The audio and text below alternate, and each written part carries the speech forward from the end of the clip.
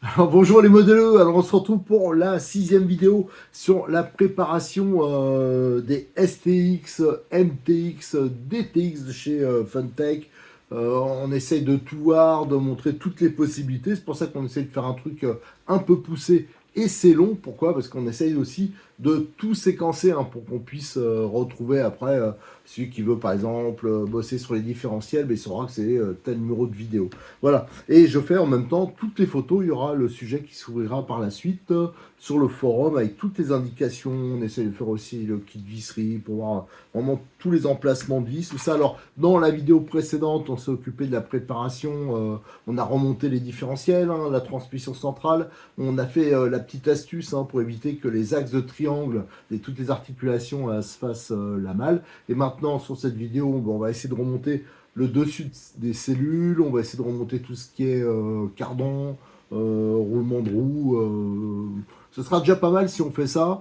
Et je pense que la prochaine, on la consacrera sûrement au remontage de l'équipement radio. Allez, on s'y attaque tout de suite.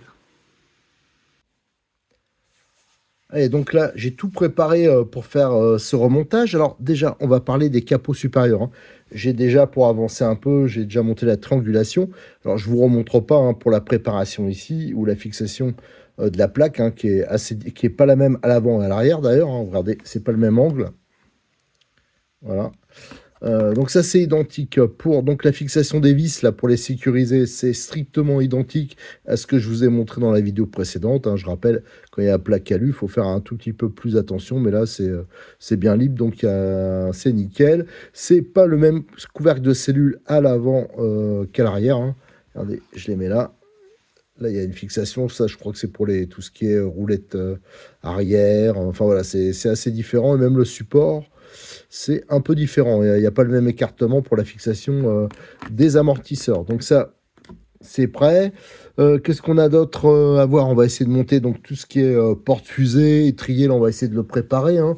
Et il y a aussi, ah oui, j'avais oublié de dire, hein, bien sûr, les longueurs. Là, donc à l'arrière, les axes, hein, ils font 37,35, tandis qu'à l'avant, ils sont plus longs.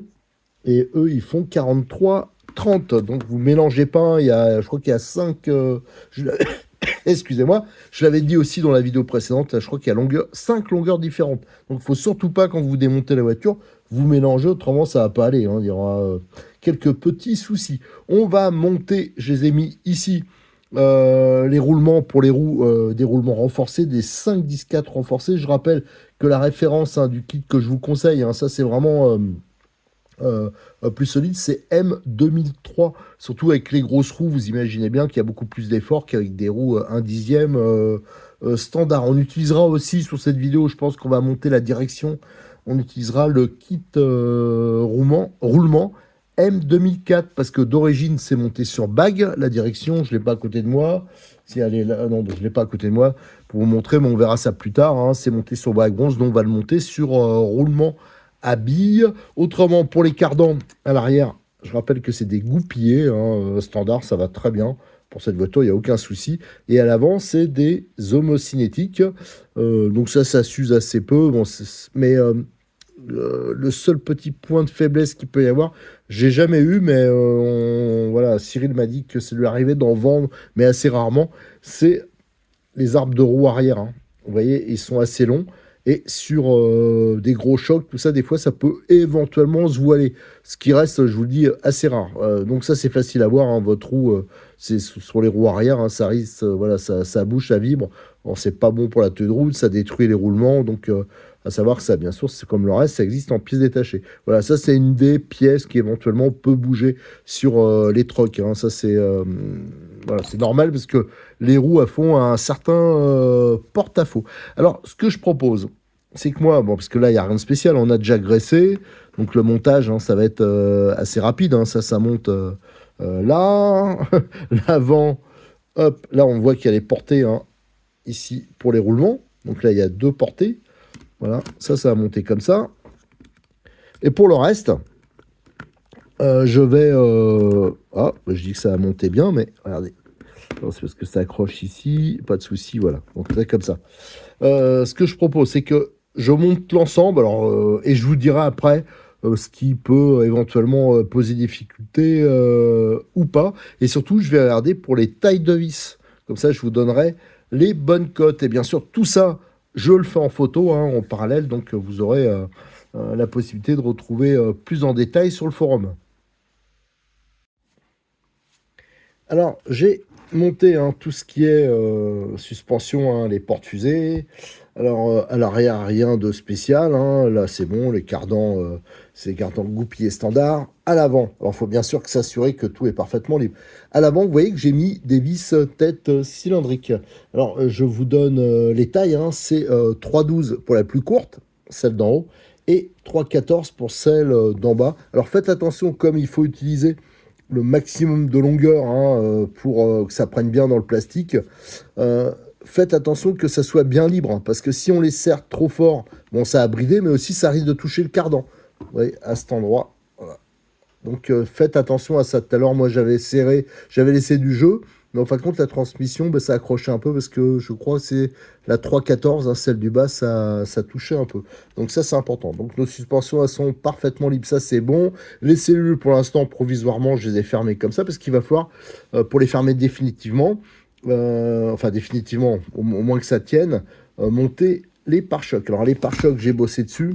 Alors je vais vous donner, comme ça fait tuto vis en même temps, les vis ici que j'ai remplacées. C'est des 2,5 x 10. Alors, ils mettent des têtes bombées, j'ai mis des têtes cylindriques, ça c'est pour la fiabilité. Ici, la vis, c'est au lieu du tête bombée, j'ai mis une 3,18 tête cylindrique, toujours aussi pour la fiabilité. Et là, pour les roulettes, hein, c'est du 3 x 12, toujours en tête cylindrique. Ensuite, pour l'avant, là c'est un peu plus simple. Hein. Là c'est deux vis 2,5 x 10 tête cylindrique. Donc les pare-chocs, hein, je rappelle qu'ils font en même temps protection en dessous. Vous avez ce système-là qui est identique, voilà, cette pièce-là qui est identique à l'avant et à l'arrière. Donc ça on les montrera. Et il y a possibilité pour ceux qui aiment bien faire entre guillemets un peu style tuning, enfin genre, voilà, par exemple, ouais, j'exagère un peu en disant du tuning, mais qui aiment bien les petits accessoires, je rappelle qu'ils font un kit éclairage, hein. Ça monte là et ça monte ici. Autrement, j'ai monté bien sûr les portes-fusées, tout ça d'origine, mais pour ceux qui veulent se faire plaisir, je rappelle qu'il y a ces options, hein, j'ai demandé à Cyril qui me les prête pour vous les montrer.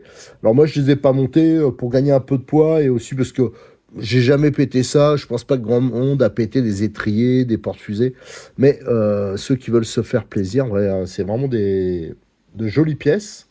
Voilà, les étriers. Alors les étriers, à mon avis, le montage, ça sera pas exactement avec les mêmes vis. Ça doit être plutôt des vis comme on a sur... enfin, on peut faire plusieurs systèmes, mais ce qu'on trouve sur les BX8 SL, les BXR. Hein, ça, à l'occasion, il faudra voir.